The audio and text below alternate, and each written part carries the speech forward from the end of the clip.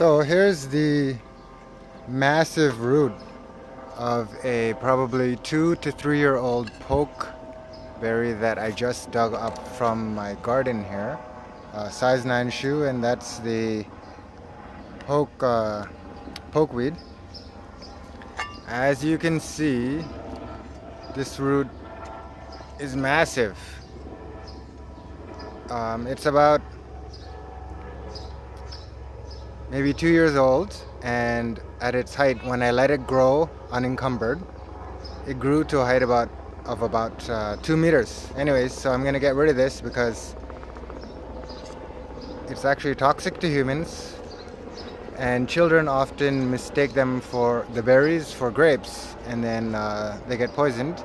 However, wildlife does enjoy this weed. However, humans do not. And I just kept cutting it and cutting it, but as you can see, it's very vigorous. I suppose due to the huge root size. Anyways, massive root. Size 9 shoe again for comparison.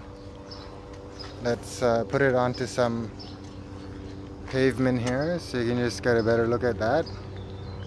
Massive.